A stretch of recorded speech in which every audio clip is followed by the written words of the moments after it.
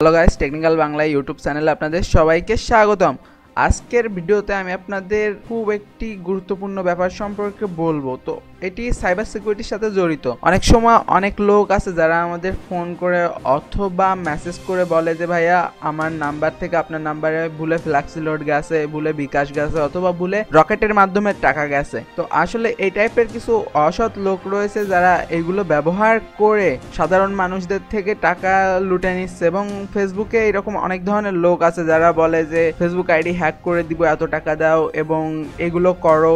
আসলে Facebook ID hack করা অতটাও সহজ নয় যতটা বলা হয়। আর এমন কোনো লোক নেই যে ফেসবুক অত সহজে হ্যাক করতে পারবে, বিশেষ করে সাধারণ লোক অথবা সাধারণ যে কোনো হ্যাকারের পক্ষে সম্ভব না। কারণ ফেসবুক, ইউটিউব, টুইটার এই টাইপের যে সমস্ত বড় বড় কোম্পানি রয়েছে এদের সিকিউরিটির জন্য অনেক বড় বড় ডেভেলপাররা কাজ করে। ফেসবুক জিমেল যদি হ্যাক করাও যায় সেটি সোশ্যাল ইঞ্জিনিয়ারিং এর মাধ্যমে করা সম্ভব, অর্থাৎ যার অ্যাকাউন্টটাকে বোকা বানিয়ে ছাড়া ফেসবুক জিমেল হ্যাক করা যায় না। তো এইগুলো ছিল সাইবার সিকিউরিটি সম্পর্কে আমার কিছু কথা। তো এখন আমি আপনাদের একটি ভিডিও দেখাবো, একজন আপু তার সাথে এরকম কিছু বাটপার এবং চিটার লোকেরা যোগাযোগ করে কিছু উল্টাপাল্টা কথাবার্তা বলেছে। তো সেই জিনিসটা এখন আপনাদের দেখাবো, তো দেখুন ভিডিওটা।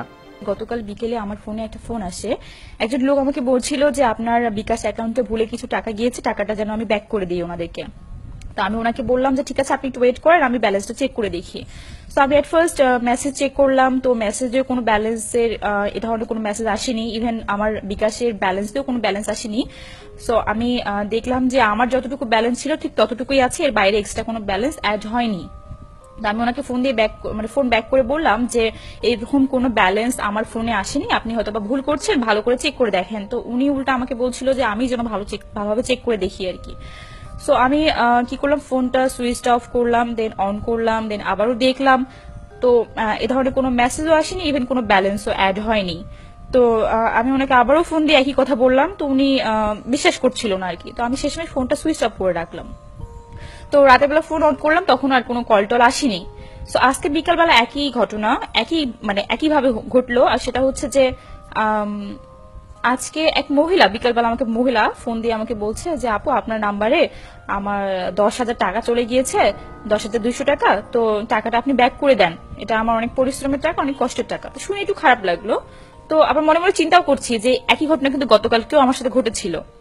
তো আমি কি করলাম, মেসেজ চেক করলাম। তো মেসেজ আসছে, হ্যাঁ মেসেজ আসছে, ওখানে মেসেজ এসেছিল, ইভেন ব্যালেন্সও অ্যাড হয়েছিল। তো আসলে মজার বিষয় হচ্ছে যে মেসেজটা আসলে বিকাশ থেকে আসেনি, মেসেজটা আসছে বিকেশ থেকে। স্পেলিং এর প্রবলেম ছিল, এ আর ই এর মধ্যে একটা প্রবলেম ছিল। তো সামহাও আমি আর কি কিছুদিন আগে একটা ভিডিও দেখেছিলাম ফেসবুকে। সো ওইটা আমার সঙ্গে সঙ্গে মাথার মধ্যে চলে আসে যে একজন লোকের একটা ভিডিও দেখেছিলাম যে তার বিকাশে ছিল প্রায় 16,000 টাকার মতো, আর একজন তাকে ভুল করে নাকি টাকা সেন্ড করে দিয়ে তার যতটুকু ব্যালেন্স ছিল সেটাও নাকি চলে গেছে আর কি।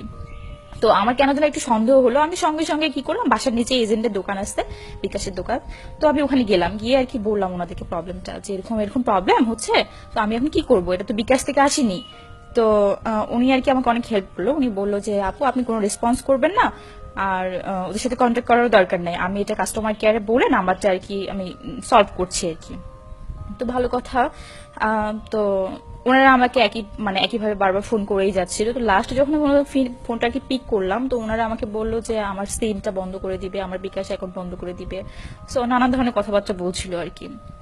তো আমি আসলে বলতে চাই আপনাদেরকে যে সামনে ঈদ, আর এই সমস্ত লোকজনেরা আর কি এই ঈদের সুযোগ ব্যবহার করেই সবার সাথে এই ধরনের কাজগুলো করছে।